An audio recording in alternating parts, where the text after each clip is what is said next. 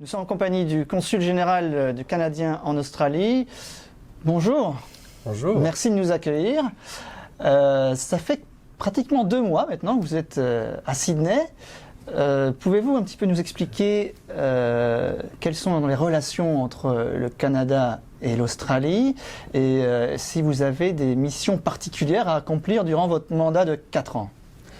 Bon, écoutez, pour les Canadiens, l'Australie, c'est un peu the final frontier, comme on dit, hein, à l'occasion. Donc, c'est un pays mythique, évidemment, mais on a toutes ces connexions anciennes colonies britanniques. Donc, il y a des relations qui sont très étroites dues à ces anciennes origines. Que ce soit au niveau politique, au niveau sécurité, défense, au niveau économique, au niveau culturel, nos relations sont parmi les plus étroites qu'on a avec nos alliés à travers le monde. Évidemment, ça se reproduit, comme je disais, dans les origines britanniques, mais aussi, ce qui me fascine depuis que je suis ici, je rencontre beaucoup de gens, des Australiens bien établis, des néo-Australiens, comme on a beaucoup chez nous des néo-Canadiens, mais qui me disent « Ah, ma famille, la moitié de ma famille est au Canada, l'autre moitié est en Australie. » Donc, ces liens d'amitié, ils avaient leurs origines il y a plusieurs centaines d'années, avec l'Empire britannique, mais maintenant, aujourd'hui, elles sont vraiment très dynamiques par toutes ces nouvelles communautés qui forment l'Australie moderne et le Canada moderne. Et faut absolument mentionner aussi toutes les relations entre nos populations autochtones, qui n'ont pas de lien nécessairement commun, mais qui, dans une société globale, mondiale, retrouvent beaucoup d'affinités. Donc, au niveau culturel, au niveau économique, une grande volonté de se rapprocher. Est-ce que la communauté canadienne est nombreuse ici en Australie? Ben, relativement parlant, oui. Évidemment, on n'a pas de chiffre officiel, mais on estime à peu près 100 000 Canadiens qui vivent ici en Australie de façon permanente. Bon, évidemment, il y a les touristes, les visiteurs, puis ça augmente les chiffres, mais notre communauté, de façon permanente, une centaine de milliers de Canadiens. On est en pleine crise du Covid, même si l'Australie est très privilégiée. C'est aussi une nouvelle fonction qui maintenant que vous devez assumer. Comment ça s'est passé ces derniers mois? Est-ce qu'il y a eu beaucoup de rapatriements? Est-ce qu'il y a beaucoup de personnes encore en difficulté aujourd'hui?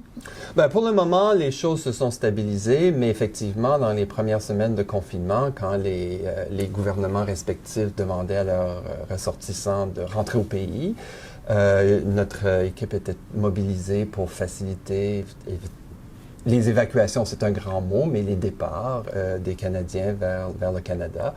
On a été chanceux parce qu'il y a toujours eu des connexions par avion, donc ce n'était pas nécessairement les mêmes problèmes qu'on a dû à faire face ailleurs dans le monde, où le Canada a dû, comme beaucoup d'autres pays, noliser des avions pour aller chercher les ressortissants parce que les connexions aériennes avaient été complètement arrêtées. Donc, on n'a pas à vivre ce problème, mais quand même mobiliser tout le monde pour faciliter. Puis évidemment, il y a eu l'histoire des bateaux de croisière où il y avait des ressortissants canadiens aussi. Donc, ça a été assez compliqué à gérer, mais fait en collaboration avec les autorités. Tout s'est bien fini. Pour le moment, ça va bien. Mais évidemment, nos Canadiens qui ont de la famille encore au Canada s'ennuient des leurs et espèrent bientôt pouvoir se remettre à voyager. Mais bon, compte tenu de la situation de la COVID à travers le monde, je pense que tout le monde réalise que, somme toute, on est bien ici en Australie. On s'en tire à très bon compte, comparativement à ce qui se passe, la deuxième vague qu'on voit en Europe, en Amérique du Nord en ce moment. Est-ce qu'il y a des grandes dates qui sont prévues dans l'agenda pour ces prochaines années? Ben, les grandes priorités. Ma première priorité, apprendre à surfer. Alors là, ça, c'est ce qui va primer surtout. Non, sérieusement. Disons qu'on a 4 grands axes qu'on veut vraiment développer pour les 4 prochaines années. Bon, il y a toute en background, il y a évidemment la reprise économique suite à la COVID qui va évidemment beaucoup influencer tout ce que l'on fera. Mais Canada-Australie, au niveau des échanges économiques, beaucoup de potentiel. On a la plateforme du partenariat transpacifique qui est nouvellement entré en vigueur il y a maintenant peut-être 2 années.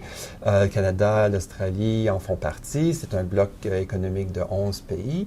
Donc, c'est une belle plateforme qui va nous permettre de développer nos relations davantage. Et je crois aussi nous aider, les économies respectives, à bâtir l'économie de l'avenir. Hein. Puis, on a une belle occasion ici.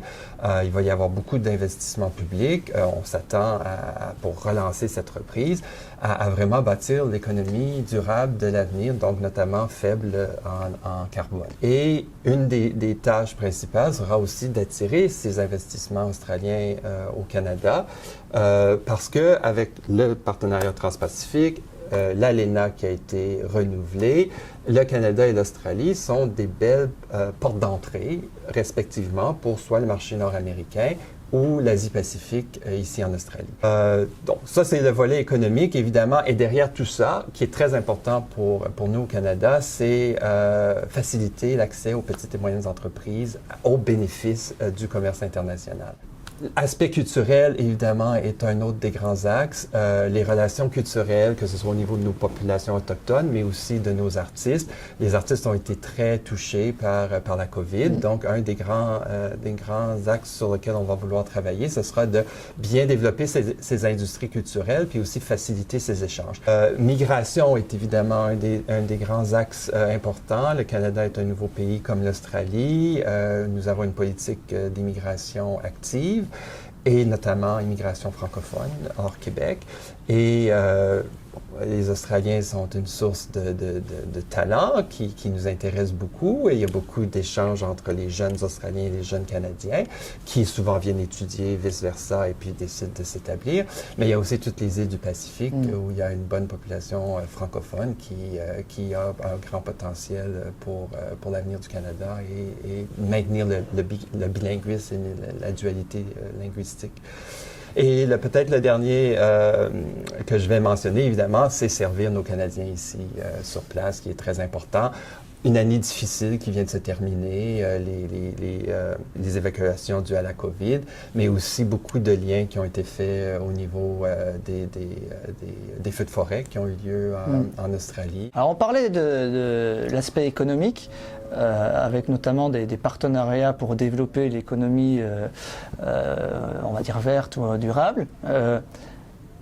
Quelle est la position du Canada sur les décisions australiennes? On sait que notamment il y a beaucoup de pays européens qui essayent de mettre un peu de pression sur l'Australie pour respecter les accords de Paris ou pour s'engager un petit peu plus. Est-ce que le Canada respecte les accords de Paris, s'est engagé dans ce sens-là? Et est-ce qu'il y a une certaine pression aussi qui est faite ou pas du tout? Le Canada fait entièrement partie des accords de Paris, a pris ses engagements dans le cadre des accords de Paris. Le gouvernement est déterminé à amener l'économie canadienne vers une économie faible en carbone. Évidemment, nous sommes une économie diversifiée qui a à peu près tous les aspects, dont notamment les ressources naturelles, l'exploitation des ressources naturelles. Donc, à certains égards, le Canada fait face à des défis réels, mais la volonté est définitivement là de faire cette transition. L'Australie à cet égard, à cet effet, a beaucoup de similitudes avec le Canada. Donc, je pense qu'il y a de la sympathie pour la position australienne, mais évidemment, encouragement à son rythme, à s'engager évidemment dans l'accord de Paris. Alors pour conclure, est-ce que vous avez un message particulier à adresser à la communauté canadienne d'Australie? Ah ben oui, merci beaucoup pour la belle occasion. Évidemment, ma famille et moi sommes arrivés à Sydney il y a maintenant 2 mois. J'ai l'impression d'avoir gagné à la loto. Alors vraiment, c'est au-delà des espérances. Donc mon message aux Canadiens qui sont ici, vous êtes bien chanceux. C'est évidemment une ville magnifique. Et j'ai bien l'intention de vous côtoyer pour les 4 prochaines années et d'en profiter au maximum.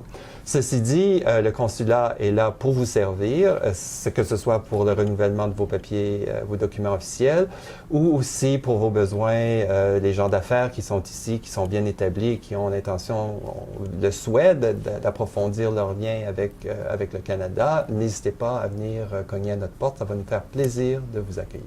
Merci. Voilà, Monsieur le Consul, un grand merci de nous avoir accueillis, c'est un honneur. On restera au courant de vos activités canadiennes et on donnera de plus en plus d'informations sur la communauté, sur le courrier australien. Un grand merci. Merci à vous.